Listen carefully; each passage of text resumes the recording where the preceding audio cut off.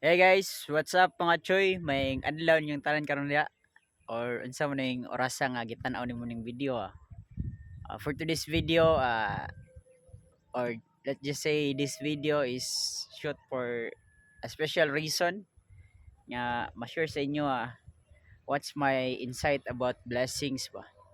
Especially especially in this present situation nga nata karon, we're just digging deep or gapalawom ta ba sa tong faith, sa atong pagtuog pagsalig diya sa atong buhi nga Dios. It's God. I realize nga in this in this slow moment or let's just say peace ba, kalinaw nga nasa to karon.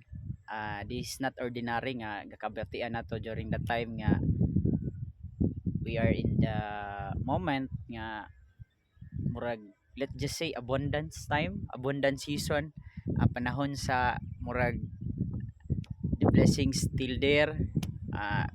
But I just want to clarify nga there's no regrets nga niagi ta nga season, and there's no regrets nga nata ani nga sitwasyon karon, because one thing for sure, God is teaching us for one special reason, and I think it's about blessings nga kailangan natong ma-appreciate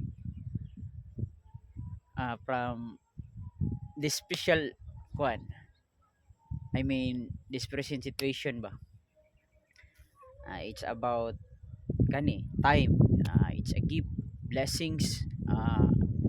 Dako kay ni siya nga blessings para sa tuwa, kay kung wala na tay time, unsa ta pag-enjoy kining mga butang nga gibuhat sa Ginoo ba nga kani sama ni atong makita karon kani.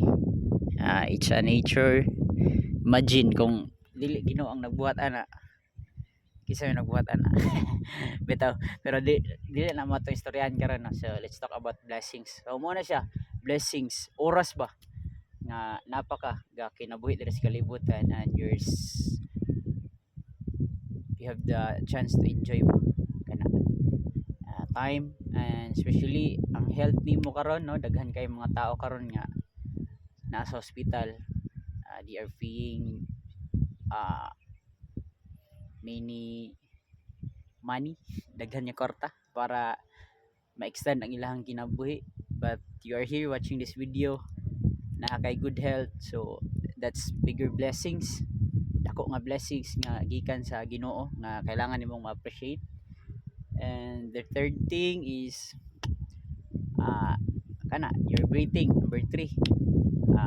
Kani malanghap nimo ang grabe kalami nga hangin, and at the same time naapoy mga tao sa hospital karon nga they are paying for oxygen para makaginhawa sila, gapas mo ilang ginhawa, and to extend their life again. And ikaw, tarong kay ang imong ginhawa ba right at this moment, so appreciate, learn to appreciate. And kani mga butang sama ani atong motor nato si katas kani maka-account kani burger,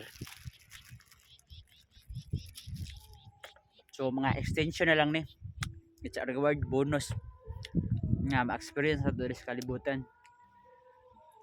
Kaya the most important thing kailangan na ata is ang ihang pinaka the best nga gift sa ato ba, which is to receive the gift of life, and kailangan nimo madawat ang kaluwasan, salvation. Kailangan na lang nimo dawaton yun, no? So kailangan nimo dawaton through your faith, belief nimo, so accept it. Do not refuse the truth. It's salvation from God nga kailangan nimo nga madawat sa imong kinabuhi. So I think that's all for today's video.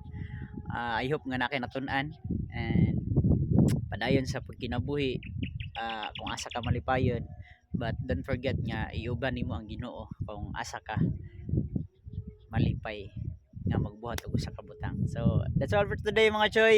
Once again, this is Lens TV, ang inyong estudyante sa kinabuhi, and God is my one and only teacher. God bless and bye bye.